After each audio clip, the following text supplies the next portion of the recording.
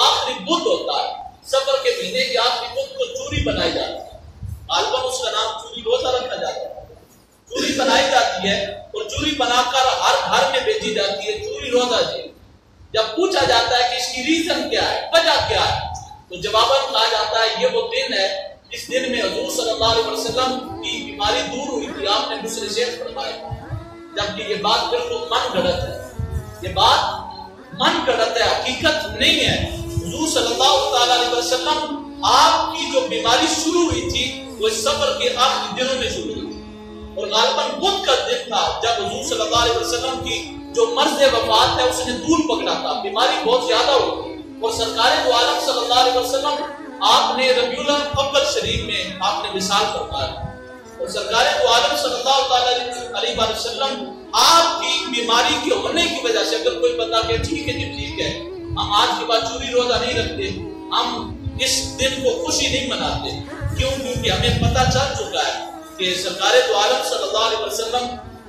آپ نے اس دن میں آپ کی بیماری نے طول پکڑا تھا، لیکن ہم اس مہینے کو منحوس سمجھتے ہیں، کیوں؟ کیونکہ اس مہینے میں حضور صلی اللہ علیہ وسلم بیمار ہوئے تھے۔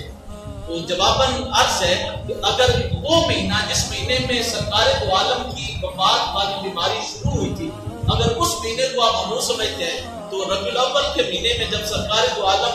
آپ وصال فرماتے ہیں اس مہینے کے بارے میں آپ کا کیا نتیجہ ہوگا؟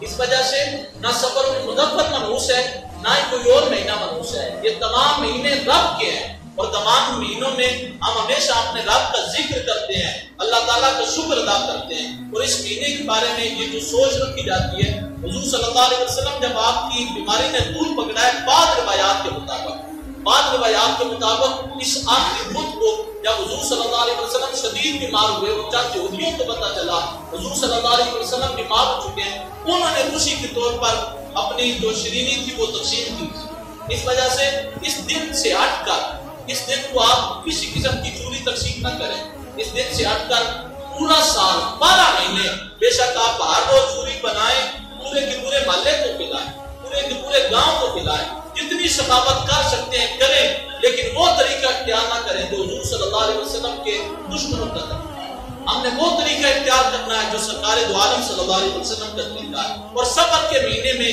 ہم نے یہ یقین رکھنا ہے یہ منحوس مہینہ نہیں، یہ بابرکت مہینہ ہے، کیونکہ یہ وہ مہینہ ہے جس مہینے میں حضور صلی اللہ علیہ وسلم کی پاک بیٹی کا نکاح علی پاک کے ساتھ ہوا، یہ وہ مہینہ ہے جس مہینے میں مسلمانوں نے ایران کو فتح کیا، جس مہینے میں مسلمانوں نے مدائن جو کسرا کا مال تھا اس کو فتح کیا، یہ وہ مہینہ ہے جس مہینے میں مسلمانوں نے غزوہ خیبر کو فتح کیا، خیبر کا غزوہ اس دن کو فتح ہوا تھا، اس مہینے میں سفر کے مہینے میں، اور یہ وہ مہینہ ہے جس مہینے میں حضرت عمر بن عبدالعزیز آپ خلیفہ وقت بنے، اور آپ نے حضرت عمر بن خطاب کی دور عدالت کو دوبارہ تازہ کر دیا، آپ نے وہی عدل وہی انصاف دوبارہ سے برپا کر دیا۔ اس مہینے میں اس کے علاوہ بھی ڈھیروں برکتیں اور ڈھیروں اللہ رب العزت نے اسلام کو عظمت عطا فرمائی ہے، اس وجہ سے یہ مہینہ کوئی منحوس یا نحوست والا مہینہ نہیں، یہ برکت والا مہینہ ہے، یہ اللہ کی رحمت والا مہینہ ہے۔